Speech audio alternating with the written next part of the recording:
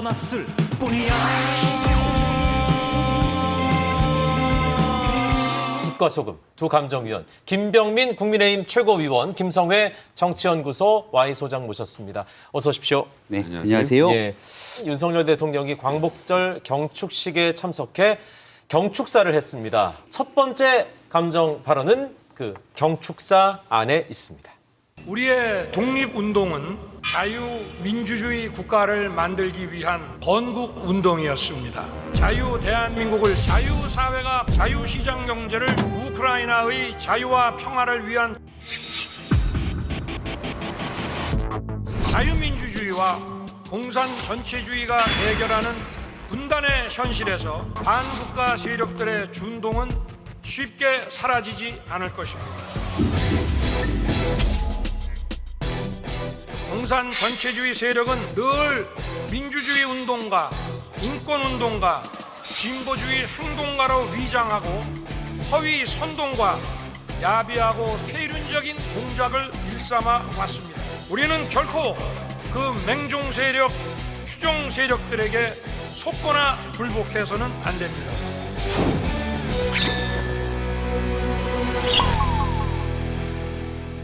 공산 전체주의를 맹종하는 반국가 세력이 진보 행동가로 위장해 폐륜 공작을 일삼는다. 이 발언의 감정가 지금 바로 매겨 주십시오. 자, 2,000원, 7,000달러. 7,000달러 설명 부탁드립니다. 네, 창원 간첩단 사건 다 기억하실 겁니다. 기소가 됐는데 북한의 공작원이랑 접선해서 활동비로 7,000달러를 받았다는 사람들에 대한 기소에 이르기까지 대한민국에서 여전히 이 북한과 관련된 일들이 끊이지 않는 뉴스가 되고 있습니다. 어찌 보면 이념적인 사태로 접근되는 것 아니냐 주장되는 분들도 있겠습니다만은 북한은 여전히 대남 선전선동을 이 사이버 공간 등을 통해서 굉장히 많은 일들을 하고 있고 현재 있는 상황들을 그대로 방치하게 됐을 경우 일어날 수 있는 문제점들에 대한 지적이었다 이렇게 생각합니다. 독립기념관 가면요. 독립기념관 입장료가 무료입니다. 그런데 내셔야 될 돈이 있긴 한데 주차료 2,000원. 예. 주차비 2,000원만 쓰시면 되니까 대통령 내외께서는 꼭 독립기념관에 한번 가셔서 네. 투사들이 어떻게 독립운동을 하고 싸우셨는지 네. 그 과정 한번 좀 조망해 보셨으면 좋지 않겠나 생각이 들어서요. 어떻게 민주주의가 무너지는가라는 스티븐 레비츠키 하버드 대학교 교수가 썼던 책이 있는데 네. 이 책이 지금 굉장히 시사하는 점이 강한 것 같아서 한 두 대목만 뽑아보면요. 민주주의 위기를 알리는 시그널로 정치적 경쟁자를 반국가 세력으로 낙인 찍고 정부가 명예훼손이라면서 언론의 비판에 입을 막는 경우들이 바로 민주주의 위기를 알리는 시그널이라고 하는데 지금 대통령의 계속되는 이런 말씀들이 그런 민주주의 위기를 알리는 시그널이 아닌가라는 점에서 좀 걱정이 되고 있습니다. 민주주의가 무너지는 신호로 받아들였다고 하시는데요. 네. 공산주의, 공산 전체주의 이런 단어가 좀 많이 들어간 것 같습니다. 경축식에 저 참여를 했는데요. 아, 현장에 예, 있었습니까? 현장에 있었죠. 네. 가장 많이 나왔던 단어는 누가 뭐래도 자유였고 평화, 번영, 연대 이런 용어들이 가장 많이 쓰였고요. 네. 중간에 이제 이 북한 문제와 언급된 내용들이 안 나올 수가 없는 상황이었던 것이 광복을 이뤄냈지만 이 북한의 침략으로 인해서 여전히 완벽한 대한민국을 만들고 이뤄내기까지의 한계들이 노출돼 있는 것 아니겠습니까? 더군다나 지금 우크라이나 전쟁으로 인해서 전 세계가 갖고 있는 걱정들을 지켜보게 된다면 대한민국에서 일어나고 있는 현실들에 대한 고민과 걱정들이 함께 있었을 거라고 생각됩니다. 그런 일들이 같이 담겨진 광복절 경축사였다 이렇게 말씀을 좀 드리겠고요. 지극히 이념적이었던 부분을 좀 지적하지 않을 수 없습니다. 특히 공산 전체주의 굉장히 생소한 단어거든요. 사회학자들도 공산 전체주의는 또 뭐야 이런 말씀들을 하실 수도 있을 것 같은데 특정 이념에 너무 몰두해 계신 것이 아닌가라고 걱정을 하는 대목인데 지금까지 우리나라가 사회의 갈등의 양상을 볼 때 진보와 보수가 대립한다, 좌와 우가 대립한다라는 표현을 많이 써왔잖아요. 근데 이 뉴라이트 사관을 가지신 분들은 좀 다릅니다. 그러니까 자유민주주의가 한 축으로 있고 전체주의가 한 축으로 있는 거죠. 진보와 보수는 서로를 악으로 규정하고 한쪽을 섬멸해야 될 대상으로 보는 게 아니라 상호 보완적인 관계로 네. 보는데요. 네. 전체주의와 자유민주주의에서는 전체주의는 없어져야 될 대상인 겁니다. 그러니까 북한이라는 사회는 없어져야 하는 곳이고 그러기 위해선 한미일이 공조를 이뤄서 북한이라는 사회를 말살시키는 것. 이것을 기본적으로 지금 뉴라이트가 목표로 삼으면서 전체주의에 대한 공격을 하는데 작년에 없던 기념사가 들어온 부분은 대통령실에서 뉴라이트가 훨씬 더 보강된 측면이 있는 것을 단적으로 보여준 예라고 생각합니다. 네. 일본은 이제 우리와 보편적 가치를 공유하고 공동의 이익을 추구하는 파트너입니다. 안보와 경제의 협력 파트너로서 미래지향적으로 협력하고 교류해 나가면서 세계의 평화와 번영에 함께 기여할 수 있는 것입니다. 광복절 축사인데 과거사에 대한 부분이 빠져 있다라는 비판의 목소리가 좀 있는 것 같아요. 도대체 어디로부터 독립한 건지 그 부분이 담겨져 있지 않다 이런 비판이 있는 것 같아요. 어떻게 생각하십니까? 대통령이 저 같은 메시지가 어느 날 갑자기 나온 것이 아니라 이번에 있었던 3.1 운동 기념식에도 마찬가지로 일본의 군국주의 침략자에서 보편적인 가치를 공유하고 안보와 경제, 글로벌 아젠다를 협력하는 관계로 나아가고 있다는 이 현재와 미래지향적인 관계를 언급하고 있는 것이죠. 그러니까 과거에 있었던 내용들이 분명하게 직시하는 것은 당연히 가야 될 길이라고 생각을 하고요. 먼 나라이긴 합니다만 우리 지구사회 현실에서 우크라이나 전쟁이 현실로 벌어지고 있는 상황이고 북한은 여전히 핵과 미사일로 대한민국을 위협하고 있는 과정 속에서 한국과 미국, 일본에 관한 협력 관계의 중요성들에 대한 언급들이 함께 이어지고 있기 때문에 현재와 미래지향적인 관계에 대해서 조금 더 중점적인 방점을 찍었다라고 말씀을 드릴 수 있을 것 같습니다. 일본에 대해서 현재와 미래에 방점을 찍은 축사다. 그런데 이거 참 속상하게도요. 일본도 거기에 좀 발을 맞춰줘야 되는데 기시다 총리는 공물 복납했고요. 그리고 자민당의 유력 정치인들은 야스쿠니 신사 참배하고요. 네. 일본도 우리와 함께 발을 맞춰주면 참 좋겠는데 참 아쉬운 대목입니다. 역사적인 문제에 대해서 매우 유감이죠. 예. 그래서 우리 대한민국 외교부도 여기에 대해서 실망과 또 유감에 대한 표현들을 강하게 했습니다. 얘기를 네. 했고요. 과거에 대한 역사 문제에 대해서 훨씬 더 진을 보던 일본의 자세를 촉구합니다. 네. 한 걸음씩 걷고 있는 것은 대통령뿐이신 것 같아서 마음이 아픕니다. 광복절 경축사를 한국의 역사를 모르는 외국 사람들이 자막으로 보면요. 네. 우리나라가 원래 공산 치하에 있었는데 1945년에 일본이 와서 우리를 해방시켜준 걸로 착각을 할 정도의 내용이 아니었는가라는 점에서 좀 많은 안타까움을 표현하고요. 지난 3.1절 때도 그러셨어요. 대통령께서 100년 전의 위기의 상황에서 한국이 제대로 된 국제정세 판단하지 못해서 일본에게 나라를 빼앗겼다. 그런데 100년이 지난 지금도 굉장한 위기 상황이다. 왜? 북한 때문에. 대통령은 지금 북한이 실제로 남침을 할 것이다를 현실적인 위기로 보시는 것 같습니다. 물론 방어 태세는 충분히 갖춰야 되겠지만 북한이 현실적으로 무력으로 남한을 침공한다는 전례하에서 외교 관계를 펼치면 안 되는데 북한에게 나라를 먹히느니 우리가 일본에게 의탁하는 게 낫다. 이게 바로 인도태평양 전략이라는 아베 총리가 만들었던 전략에 우리나라가 그대로 따라가는 모습을 보여주면서 일본에게 우리의 군사적 모든 것을 의탁해야 된다는 말씀을 하시는 것 같아갖고 좀 지나친 걱정은 좀 줄이시면서 외교 관계에서 자주성, 일본과의 대등한 관계 이런 걸 좀 강조해 주셨으면 좋겠습니다. 그러니까 호의를 계속 베푸는데 일본이 이미 이제 권리인 줄 아는 상태로 네. 들어간 거죠. 의탁이라는 표현은 조금 과도한 지적이라는 생각이 드는데 여기에 대해서 윤석열 대통령이 시종일관 얘기하고 있는 건 국제사회의 자유라고 하는 기본적인 보편적 가치를 기반으로 하고 있는 연대를 얘기하고 있다는 점을 다시 한번 말씀드립니다. 네. 이번 주에 또 중요한 그 외교 행사가 있잖아요. 이 한미일 정상회담 또 한일회담 참석을 할 것으로 보이는데 한일 단독회담이 열릴 가능성도 배제할 수 없는 상황이고요.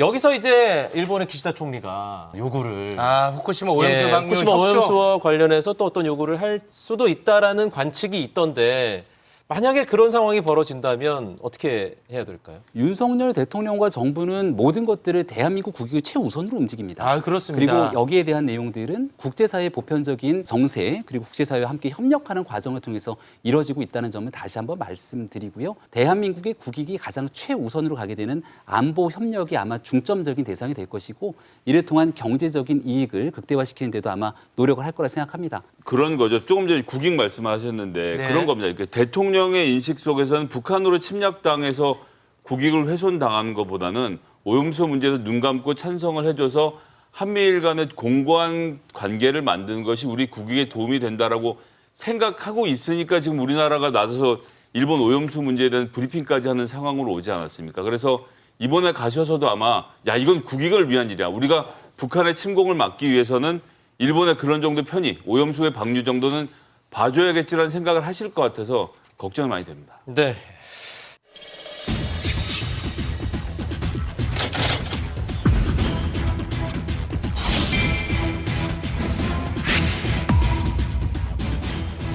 윤석열 정부의 관련 정책 기조와는 상당한 차이가 있다는 것을 대통령님께 사과드립니다.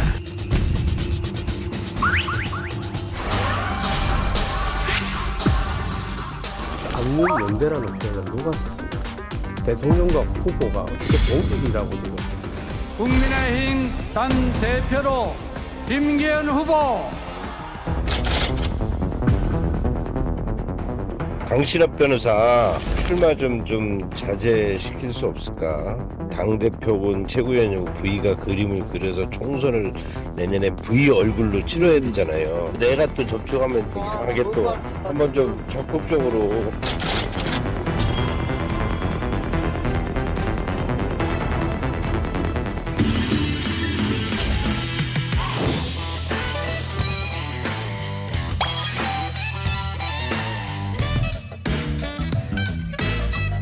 네, 강승규 수석의 당무 개입 논란에 대한 강승규 수석의 발언입니다. 지인과의 사적인 대화일 뿐이다. 이 발언의 감정가 지금 바로 매겨 주십시오. 자, 1,500만 원, 1,000원 곱하기 80만 원. 들어볼까요? 네, 80만 원 당시 전당대회를 치르는 책임당원의 숫자고요. 한 달에는 당비가 월 1,000원입니다. 네. 그러니까 전 당원들이 함께 치르는 선거이기 때문에 누가 누구를 찍으라고 찍을 수 있는 선거도 아니고 누가 누구를 배제하라고 배제할 수 있는 선거도 아닐 겁니다. 근데 지금 강신업 변호사에 관련된 강승규 수석의 사적 지인과의 통화 내용이라고 얘기를 하고 있는 건데 네. 이것이 개입이라고 얘기를 하고 있는 상황처럼 보입니다만은 제가 보기에는 강신업 변호사가 그대로 출마한다고 했을 때 과연 현실적인 가능성이 있었겠는가라고 하면 미치는 영향력은 극히 저조했을 거라고 생각합니다.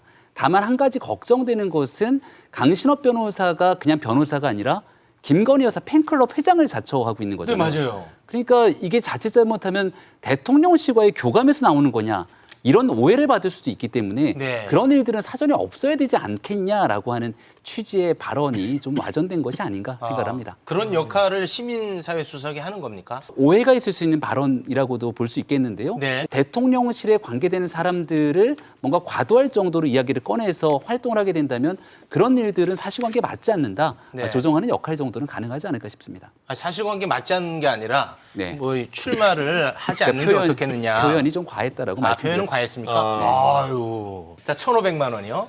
당대표건 최고위원이건 V가 그림을 그려서 내년 총선을 V 얼굴로 치러야 하지 않겠냐. 내년 총선을 V 뜻대로 치르는 거 아닙니까? 공천도? 1,500만 원. 국회의원 선거 기탁금. 강승규 수석이 지금 이 돈 쓸 생각인 거죠. 나 강승규 내년 총선에 출마하고 싶은데 네. 이 모든 그림을 짜시는 분은 윤석열 대통령이고 네. 윤석열 대통령의 심기를 불편하게 할 수 있는 강신업 변호사는 출마 안 했으면 좋겠다라는 메시지를 던진 겁니다.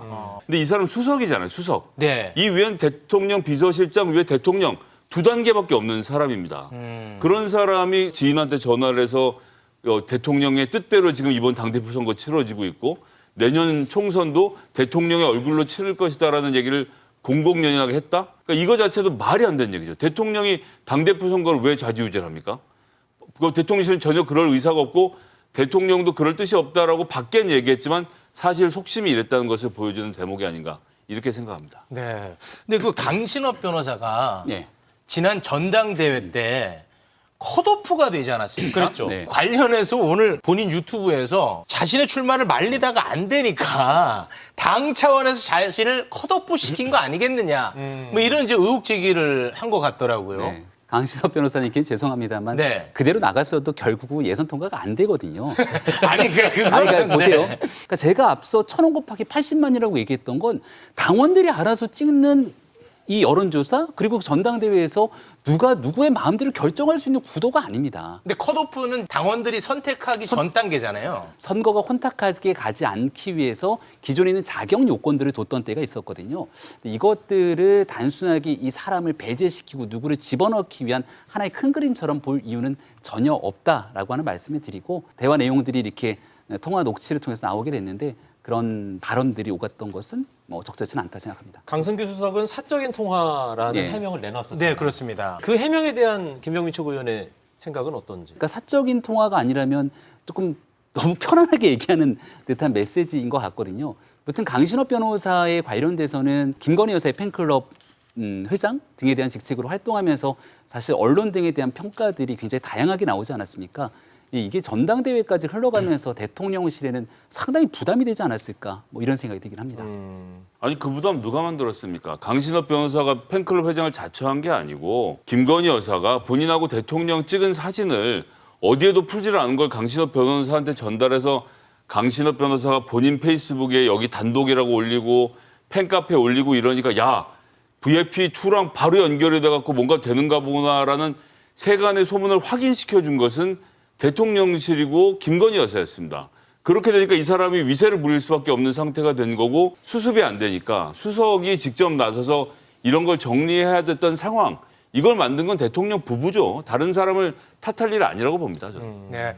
김태우 전 강서구청장 이야기 좀 한번 해보겠습니다. 이것도 고위 관계자니까. 그렇죠. 지도부에 있으니까. 네. 근데 유죄가 확정된 지 3개월도 채 되지 않아가지고 사면 복권하지 않았습니까? 네. 이제 그러다 보니까 10월에 있을 보궐선거를 염두에 둔 판단 아니었을까? 이렇게 해석하는 호사가들이 좀 있습니다. 그렇게 민주당이 정치 공세를 펼치고 있습니다. 아, 그래요? 네네. 아니, 민주당의 발언들을 보면 정확하게 나와 있고요. 네. 공익제보자 신분으로 해왔던 일들이 지난날 조국 전 장관이 이제 민정수석이던 시절 유재수 부시장의 감찰 무마 사건, 또 환경부 블랙리스트 사건 등이 줄줄이 다 유죄로 판단이 된 바 있었거든요. 네. 근데 이런 공익제보자 신분에 대한 보호 조치가 없게 된다면 과연 누가 관련된 사안에 대한 진실을 말하려고 할 것인가라고 하는 측면에서 시작됐다고 생각되고 공익제보자 신분에 대한 사면이었을 뿐 그 뒤에 있는 정치적인 행보 등과는 전혀 연결성이 없다라고 하는 말씀을 거듭드립니다. 자, 사면은 뭐죠? 대통령의 행위이죠. 네. 대통령이 대법원 판정이 나온 지 3달 만에 사면을 했다는 건 이런 겁니다. 응? 왜 유죄야? 아닌데. 그건 공익신고야. 대법원 판단 잘못했어. 사면 해준 겁니다. 제가 좀 과도하게 말씀드린다고 생각하실 수도 있는데 얼마 전에 똑같은 일이 한번 있었죠. 강제징용 관련돼서 대법원의 판결이 나왔고 대법원의 판결은 간단합니다. 개인 청구권은 살아있고 일본 기업 돈 내세요. 뭐 어려운 겁니까? 그런데 대통령이 뭐라고 합니까? 응? 아닌데? 대법원 판단 잘못했는데? 자, 우리가 재단 만들어서 다른 데 돈 걷어 줄 테니까 여기 끝. 일본하고는 풉시다.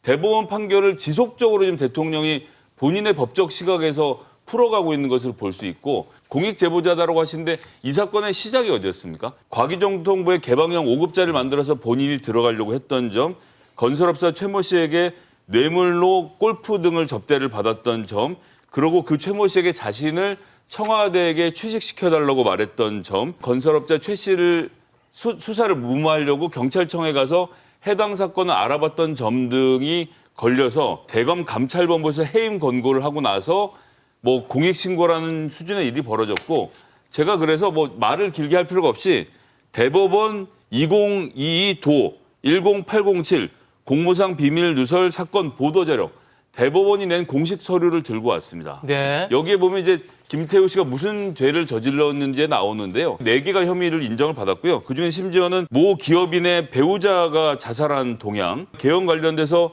국토부의 부처 동향 이런 것들까지 언론에게 흘리다가 지금 이거는 아무런 공익도 아니고 비밀 누설이라고 해서 처벌을 받았거든요. 아니 이게 무슨 공익을 위한 제보입니까? 네. 대법원이 그렇게 판정을 했는데 아니야. 이건 공익제보야라고 말하는 건 무리죠. 이건 월권이라고 생각합니다. 네, 법원에서는 공익신고자 지위를 부여하지 않았다. 네, 이 인정하지 부분에 않았다. 대해서는 어떻게 생각하십니까? 그러니까 2019년도부터 김태우 전 수사관이 굉장히 많은 얘기들을 쏟아내고 있습니다. 그중에 일부가 공익제보가 아니라는 법원의 판단들이 있었던 것이죠. 하지만 더 정확하게 보게 된다면 그 당시 김태우 전 수사관이 내놨던 공익제보가 있었을 때 문재인 정부는 어떤 방식으로 이야기를 했던 것인가. 이 모든 것들을 부인했지만 결과는 유죄로 판단이 되지 않았습니까? 그래서 공익제보자에 관련된 내용에 이런 방식으로 입을 막기 시작한다면 실질적으로 발언을 꺼낼 때 이 내용은 공무상 비밀 누설인가? 이 내용은 공익제보인가에 대한 판단의 여지가 쉽진 않을 거라는 말씀을 거듭드리고요. 네. 한 가지 민주당이 주장하고 있는 것처럼 지금 대통령의 사면권을 남용해서 정치적인 행위로 연결하고 있다. 지금 이런 주장을 하고 있는데 그런 얘기를 하려면 2020년 총선을 앞두고 있었던 문재인 전 대통령이 이광재 지금 사무총장 사면하고 총선 출마시켰잖아요. 이런 내용들에 대한 자아 비판이 먼저 있어야 되는 것 아닙니까? 자, 공익제보 하는데 예를 들어서 가장 가까운 예로 최근에 최상병 사망 사건 관련돼서 해병대 수사단장 항명으로 그것도 집단 항명 수괴죄로 뭐 처벌하니 해임하느니 하고 있지 않습니까? 사실관계를 말하고 있는 말 그대로 공익을 제보도 아니고 알리고 있는 수사단장에 대해서 취하는 태도와 김태우 씨에 대해서 취하고 있는 이 정부의 태도가 너무 다르다는 점을 좀 지적해 두겠습니다. 네. 집단 항명 예. 수괴가 그냥 항명으로 바꾼 걸로 알고 있습니다. 그러니까 그것을 이렇게 자주 바꾸는 것도 웃기는 일이죠. 사실. 네, 알겠습니다. 아, 오늘도 역시 열띤 토론이었습니다. 그렇습니다. 네. 이 정도로 돌아가시면 그래도 서로 뭐 서운하지 않겠죠? 예, 알겠습니다.